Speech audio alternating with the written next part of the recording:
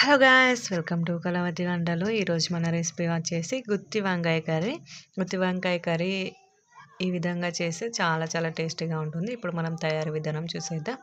ఇందులో చూపిస్తున్నట్లు పలుకులు, ధనియాలు, జీలకర్ర ఇవన్నీ తీసుకొని పక్కన పెట్టుకోండి. పలుకులు, ధనియాలు, జీలకర్ర, నువ్వులు ఇవన్నీ మంచిగా వేయించుకోవాలి. చింతపండు కూడా తీసుకొని నానబెట్టుకొని పక్కన పెట్టుకోవాలి. ఇప్పుడు మనం ఈ విధంగా వీడియోలో చూపిస్తున్నట్లు వంకాయలని ఈ విధంగా 4 వైపులా కోసుకొని వాటర్లో వేసుకోవాలి. వాటర్లో ఉప్పు, సాల్ట్ వేసుకోవడం మర్చిపోకండి, లేకపోతే కలర్ చేంజ్ అవుతుంది. వంకాయ కర్రీ అనేది టేస్ట్ రాదు. ఇప్పుడు మనం వేయించుకున్న నువ్వులు, పలుకులు, ధనియాలు, మెంతులు అన్నీ మిక్సీలో వేసుకోవాలి. వీటితో పాటు ఇప్పుడు మనం కారపొడి కూడా వేసుకోవాలి. కారపొడి వేసుకొని ఇందులోనే ఇప్పుడు మనం రుచికి సరిపడా సాల్ట్ను కూడా వేసేసుకొని మూత పెట్టేసుకొని గ్రైండ్ చేసుకోవాలి.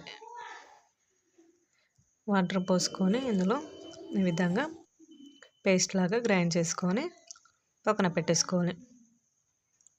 ఈ కన్సిస్టెన్సీలో చేసుకోండి పేస్ట్ని. ఇప్పుడు మనం కట్ చేసిన వంకాయలు ఈ విధంగా వీడియోలో చూపిస్తున్నట్లు ఈ పేస్ట్ని అయితే నింపుకోవాలి. ఈ విధంగా వంకాయలు ఈ పేస్ట్ని మంచిగా ఫిలప్ చేసుకొని ప్లేట్లో పెట్టేసుకోవాలి.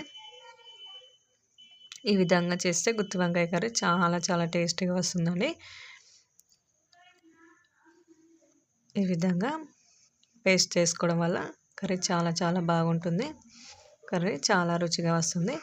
ఈ విధంగా మనం నింపుకొని పక్కన పెట్టుకున్న తర్వాత ఇప్పుడు స్టవ్ పై కడాయి పెట్టి అందులో కర్రీకి సరిపడా ఆయిల్ పోసుకోవాలి. ఆయిల్ వేడైనంత వరకు ఉంచుకొని అందులో ఇప్పుడు మనం జీలకర్ర వేసుకోవాలి. జీలకర్ర చిటపటలాడిన తర్వాత ఆవాలు వేసుకోవాలి. ఆవాలు, జీలకర్ర రెండు త్వరగా వేగిన తర్వాత కాస్త మెంతులు వేసుకోవాలి. మెంతులు వేసుకొని ఇవి దూరగా వేగిన తర్వాత 2 ఎండుమిర్చి కూడా వేసుకొని అందులోనే వెల్లుల్లి పేస్ట్ వేసుకోవాలి. వెల్లుల్లి పేస్ట్ వేసేసుకొని దూరగా వేగేంత వరకు వేయించుకోవాలి. గోల్డెన్ బ్రౌన్ కలర్ వచ్చేంత వరకు దూర రంగు వచ్చేంత వరకు దూరగా వేయేంత వరకు వేయించుకొని పసుపు వేసుకొని ఇందులోనే ఇప్పుడు మనం పేస్ట్తో నింపుకొని పక్కన పెట్టుకున్న వంకాయల్ని ఇందులో వేసుకోవాలి.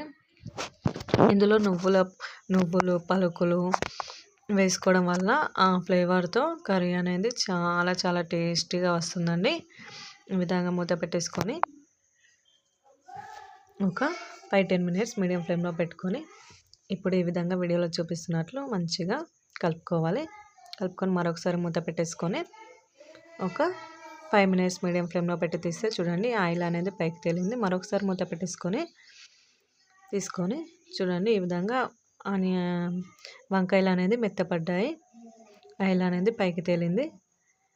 ఇప్పుడు మనం మిగిలిన నువ్వుల, పలుకుల పేస్ట్ని ఇందులో వేసుకొని అందులోనే వాటర్ పోసుకోవాలి.